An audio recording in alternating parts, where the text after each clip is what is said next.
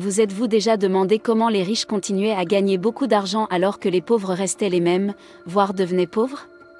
S'agit-il d'une coïncidence? Ou existe-t-il un secret pour gagner de l'argent?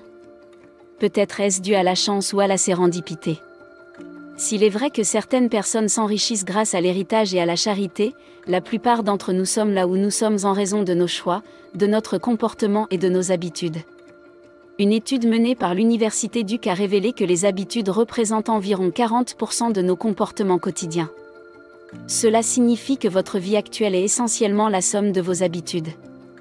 Il y a donc de fortes chances que vous deveniez riche si vous adoptez les habitudes des riches, pour vous aider à mieux comprendre vos habitudes et comment elles peuvent vous empêcher d'atteindre vos objectifs. Rejoignez-nous dans notre vidéo d'aujourd'hui. Nous allons nous plonger dans une liste de 10 choses que les pauvres font et que les riches ne font pas. N'oubliez pas de laisser un commentaire, d'aimer la vidéo et de vous abonner pour recevoir d'autres vidéos intéressantes.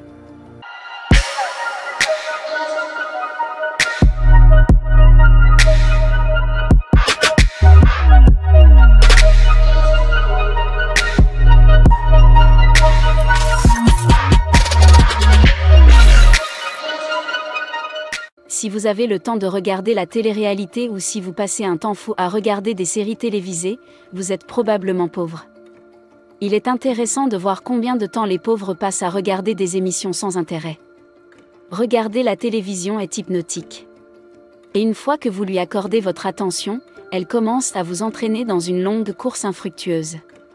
Selon une étude menée par les enquêtes sociales générales du National Opinion Research Center de l'Université de Chicago, 34,1% des ménages américains dont le revenu annuel est inférieur à 9 000 $ regardent la télévision plus de 5 heures par jour en moyenne, alors que seulement 1,1% des ménages gagnant plus de 150 000 $ par an regardent la télévision plus de 5 heures par jour.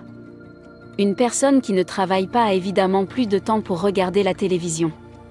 Mais les résultats révèlent que l'écoute de la télévision diminue progressivement à mesure que les revenus augmentent si vous êtes toujours en train de suivre les sorties des célébrités ou ce qui se passe dans leur vie en permanence. En plus de regarder des émissions télévisées chaque semaine, vous n'atteignez probablement pas vos objectifs de revenus, car les ragots et les cachettes des célébrités n'ajoutent rien à votre vie et ne profitent qu'à la célébrité. Les riches s'efforcent d'être à la télévision plutôt que de la regarder. Ils utilisent le temps pour créer au lieu de consommer du contenu, car comment saurez-vous ce qui se passe dans le monde? Si vous ne regardez pas la télévision? Personne ne dit que les téléviseurs sont inutiles. En fait, elles peuvent être une grande source d'éducation. À condition de l'utiliser correctement. Vous pouvez regarder des nouvelles fiables pour obtenir des informations, des documentaires pour connaître les faits et certaines émissions pour acquérir des connaissances dans le domaine qui vous intéresse. Par exemple, l'émission américaine Shark Tank peut vous apprendre beaucoup de choses sur la construction, l'investissement et les affaires.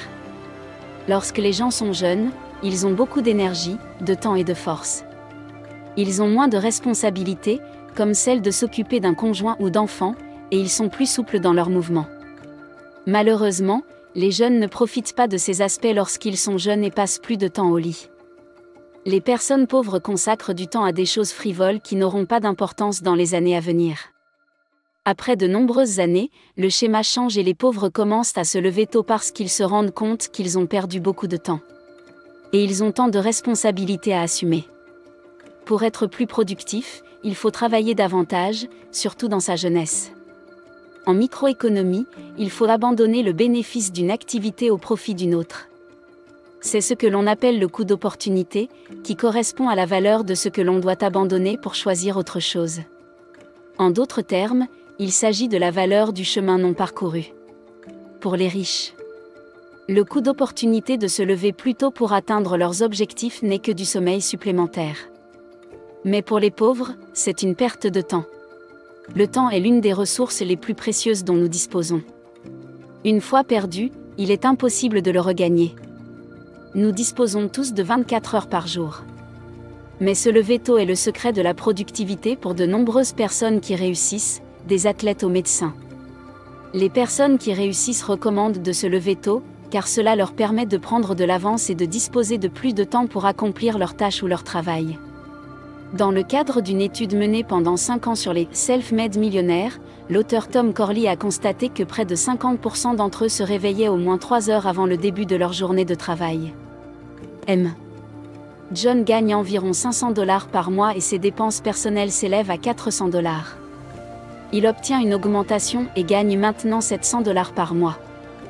Soudain, il cesse d'utiliser les transports publics et commence à prendre des taxis partout. Il commence à manger dans des restaurants haut de gamme et à acheter des vêtements à la mode. Ses dépenses personnelles s'élèvent désormais à $700, ce qui ne lui laisse pas d'argent supplémentaire. Des années plus tard, M. John n'est toujours pas financièrement stable. Il n'a pas pu économiser suffisamment pour s'acheter une voiture et vit toujours chez son ami. Qu'est-ce que M. Jean a fait de mal? Comme M. Jean, de nombreuses personnes pauvres tombent dans le piège qui consiste à dépenser plus lorsque leurs revenus augmentent. L'augmentation du train de vie ou l'inflation sont des termes couramment utilisés pour décrire ce phénomène. En d'autres termes, l'inflation du mode de vie se produit lorsque vous dépensez plus à mesure que vos revenus augmentent. Avec une petite taille par-ci et une prime par-là, votre style de vie peut bientôt commencer à correspondre au zéro sur votre chèque de paie. Il est facile de se laisser entraîner par l'inflation du mode de vie. Après tout, vous l'avez bien mérité. Alors pourquoi ne pas profiter des fruits de votre travail? Un peu de vêtements et de chaussures de marque ne ferait pas de mal, n'est-ce pas? Mais ce n'est pas le cas. Si vous dépensez tout l'argent que vous gagnez, il est pratiquement impossible d'avancer. Quel que soit le montant de vos revenus. Si vous n'êtes pas conscient de votre budget, l'inflation du mode de vie peut rendre vos dépenses incontrôlables. Un moyen d'éviter ce piège est de se fixer des objectifs financiers. C'est l'un des secrets des riches. Avec des objectifs financiers solides et un plan d'exécution, vous serez moins tenté d'améliorer votre vie lorsque vos revenus augmenteront. Au contraire, vous serez encouragé à atteindre ces objectifs. En outre, contrairement aux pauvres, les riches ne se préoccupent pas tant d'avoir l'air riche que d'être riches. Leur objectif est d'être riches, pas seulement d'avoir l'air riche. Les riches investissent ou épargnent leurs revenus supplémentaires. Ce qui nous amène au point suivant. Un autre comportement des pauvres est leur incapacité à économiser de l'argent en cas d'urgence. Cependant, c'est également nécessaire pour faire des achats importants comme une maison ou une voiture, pour ouvrir une entreprise ou pour planifier sa retraite. En outre, l'argent épargné peut vous aider en cas d'urgence. En cas d'urgence ou de malheur, les pauvres ont recours à la liquidation d'actifs, comme la vente de biens, ou peuvent aller jusqu'à emprunter. Cela les empêche de parvenir à la liberté financière. L'épargne peut être particulièrement difficile pour les pauvres, qui vivent au jour le jour et n'ont pas beaucoup de revenus disponibles. Cependant, beaucoup d'autres ont pu avoir assez d'argent pour épargner dans le passé, mais ne l'ont pas fait. Lorsque vous optez pour des vêtements, des voitures et d'autres produits de luxe coûteux sans disposer de revenus et de flux comparables, vous vous exposez à un désastre. C'est pourquoi certains athlètes riches finissent par faire faillite après avoir pris leur retraite. L'épargne est l'un des aspects essentiels de la constitution d'un patrimoine et d'un avenir financier sûr. De nombreuses personnes ont une explication à leur manque de réussite ou sont promptes à pointer du doigt d'autres personnes. Ils n'acceptent pas la responsabilité de leur comportement et rejettent la faute sur diverses entités, notamment la société, le gouvernement et leur éducation. Nous sommes tous d'accord pour dire que certaines circonstances échappent à notre contrôle, mais vous êtes responsable de près de 90% de votre vie. Gardez à l'esprit que vous êtes aux commandes de votre vie, de vos relations et de votre santé. Et si vous voulez que ces choses s'améliorent, vous devez agir. La vie ne se résume pas à ce qui nous arrive. Il s'agit plutôt de la façon dont nous y réagissons. Lorsque quelque chose d'horrible se produit, les pauvres décident de se victimiser auprès des riches, d'enquêter et de faire des recherches pour savoir ce qui s'est passé, pourquoi cela s'est passé et comment ils peuvent empêcher que cela ne se reproduise. L'un joue le rôle de la victime impuissante, tandis que l'autre s'en sert comme d'un tremplin pour son développement. Les enfants sont étonnants et amusants, et de nombreux couples sont impatients d'en avoir, mais c'est encore plus amusant lorsque c'est vous qui les faites. Cependant, s'occuper d'un enfant est l'une des choses les plus coûteuses que vous puissiez jamais faire, de la nourriture aux soins de santé, en passant par l'éducation et l'habillement. Les enfants ont besoin de beaucoup de choses pour grandir. En moyenne, les pauvres ont plus d'enfants que les riches. Les pauvres envisagent rarement la planification familiale et ont des bébés dont ils ne peuvent pas s'occuper correctement. En revanche, les riches attendent d'être financièrement stables.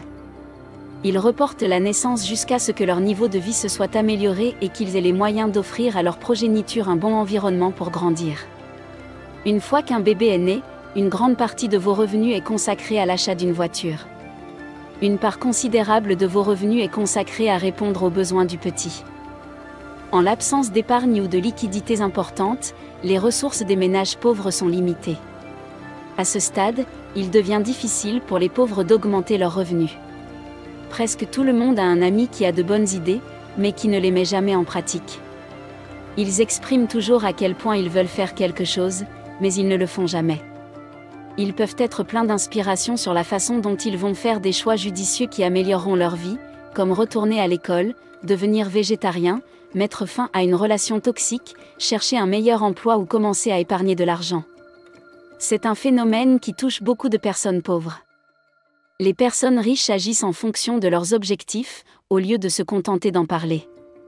En fait, parce qu'ils sont tellement préoccupés par leurs tâches, il se peut que vous n'entendiez pas parler de ce qu'ils font en coulisses pendant des mois.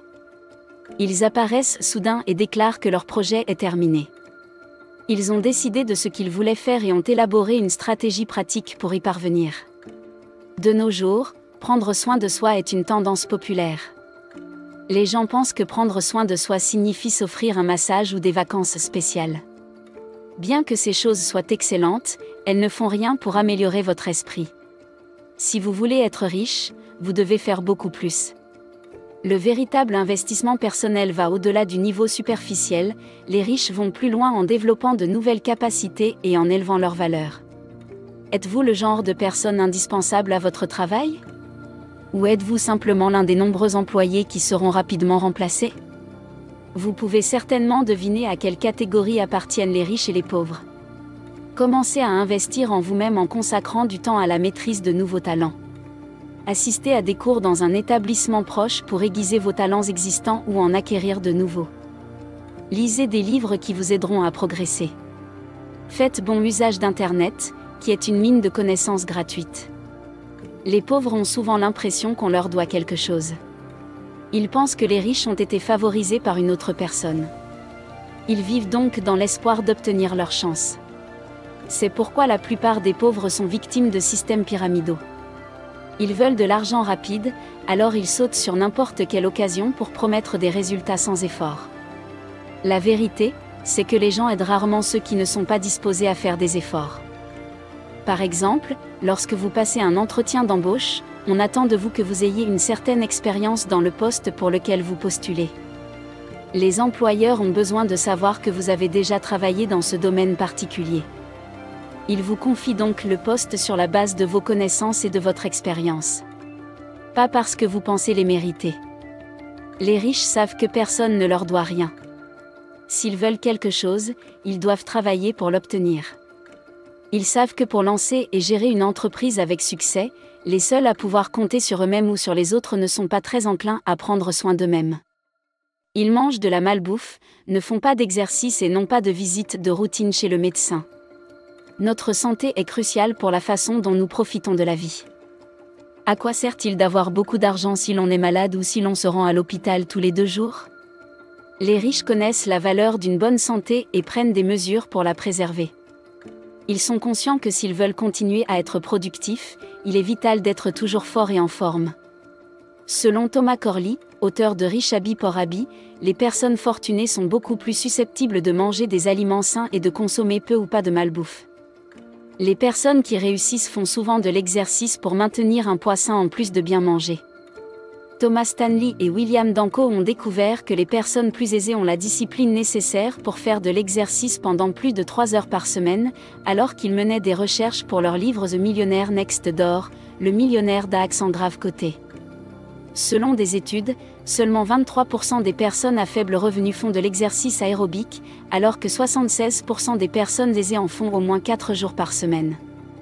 Vous pouvez commencer à changer dès aujourd'hui. Sachez que ce ne sera pas facile, mais que cela en vaudra la peine. Si vous avez apprécié cette vidéo, regardez également la suivante sur votre écran, qui présente 20 conseils pratiques pour économiser de l'argent. N'oubliez pas de laisser un commentaire pour nous dire ce que vous en pensez. Donnez un like à la vidéo et abonnez-vous à la chaîne pour recevoir d'autres vidéos intéressantes.